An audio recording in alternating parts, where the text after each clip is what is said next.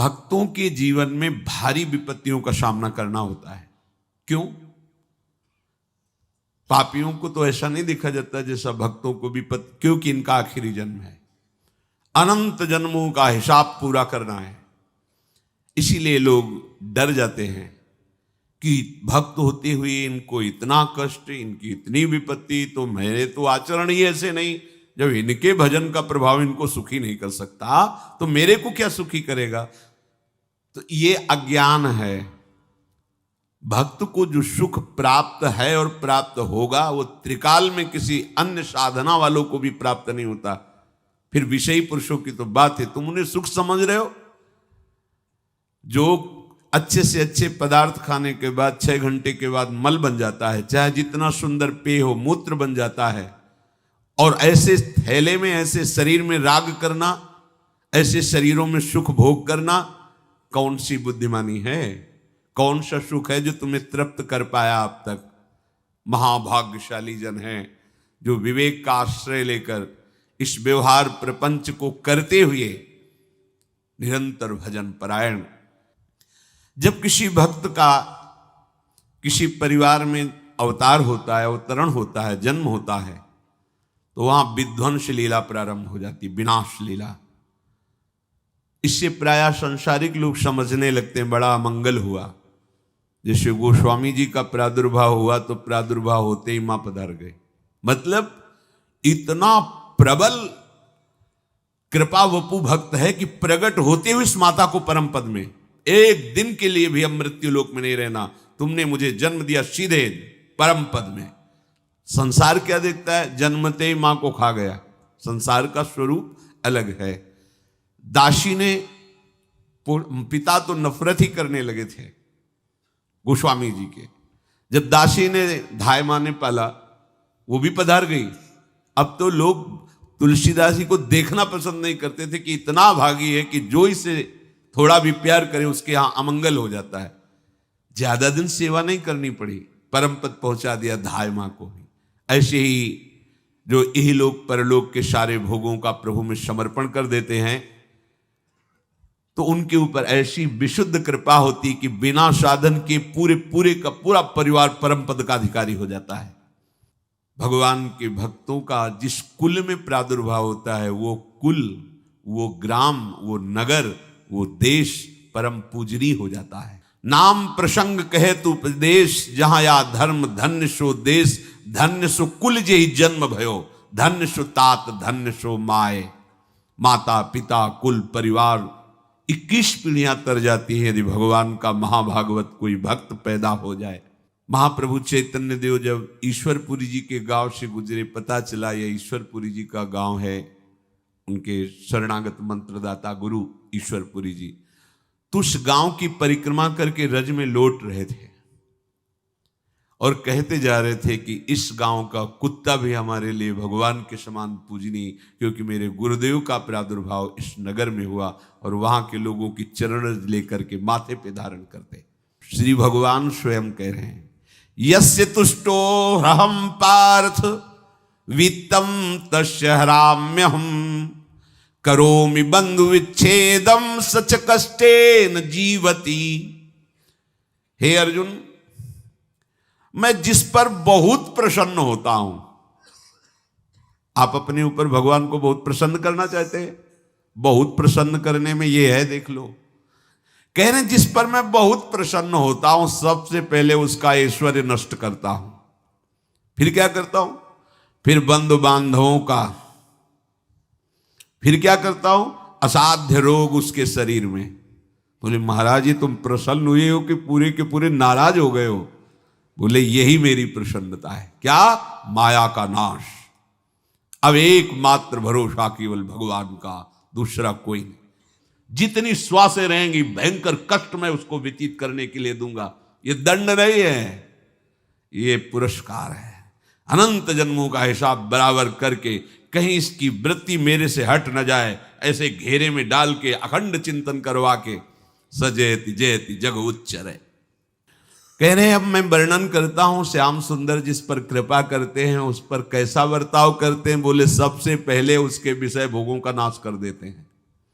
फिर दूसरी कृपा कोई परिवार का, कोई मित्र, कोई रिश्ते नातेदार उसकी तरफ देखेगा भी नहीं।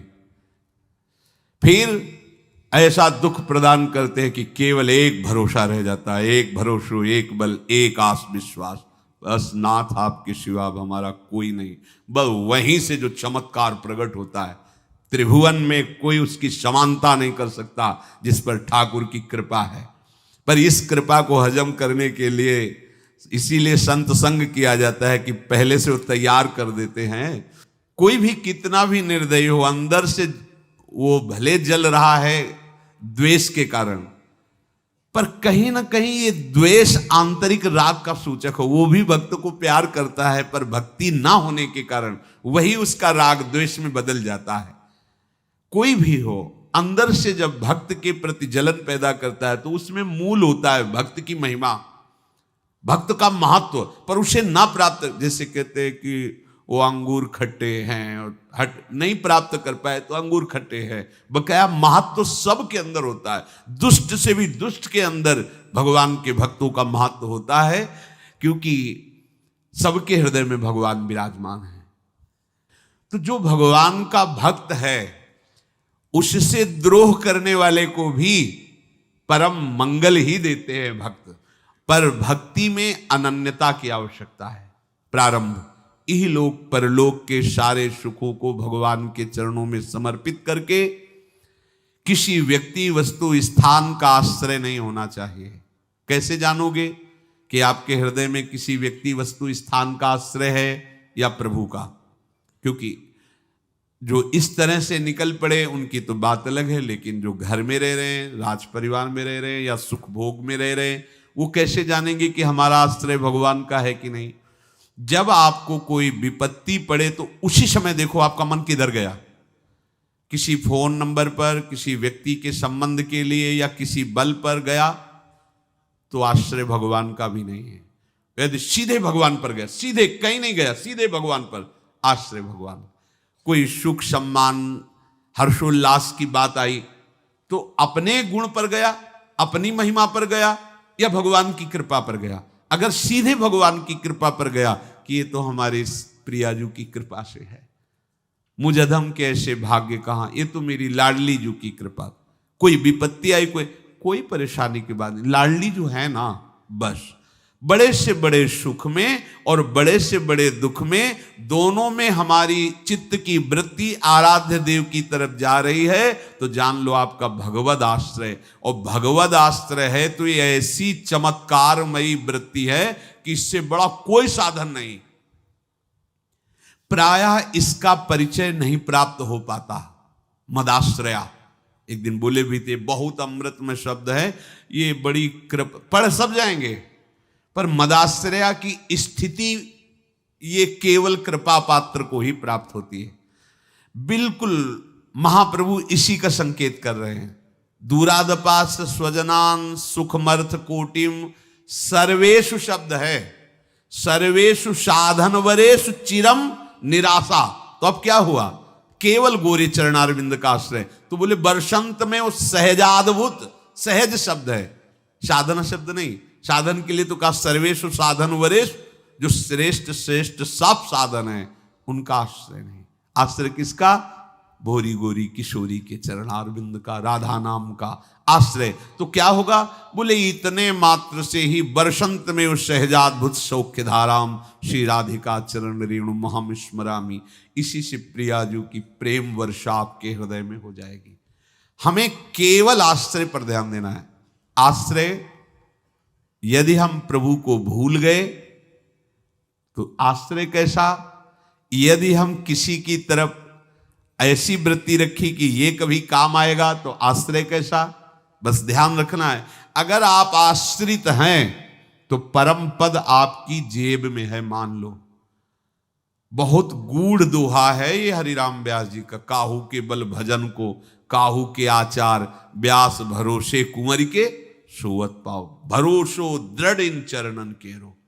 बस दृढ़ता पूर्वक हमारी महारानी जी के चरणों का आश्रय, और जिभ्या से राधा राधा राधा, कुछ दुर्लभ नहीं, देख लेना आप, कुछ दुर्लभ नहीं, सच्ची मान लीजिए। अंतर और बाहर से निहाल कर देंगे श्री जी। इह परलोक, हम नहीं कह रहे, हमारे आचार्य कह रहे, इह परलोक, इह परलोक, भक्ति सुख पावत नहीं कह रहे, सकल सुख पावत।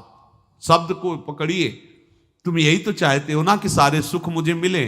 तो हरिवंश महाप्रभु हित सजनी जो प्रिया की निज अंग सेवी हैं, वो कह रही कि कसम से कह रहे, हमारी बात मान लो।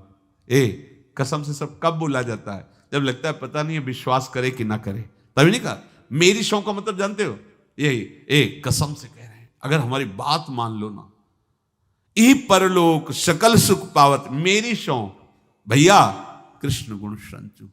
श्री प्रियालाल के नाम का जब, प्रियालाल का आश्रय परम सुख प्रदान करने वाला है।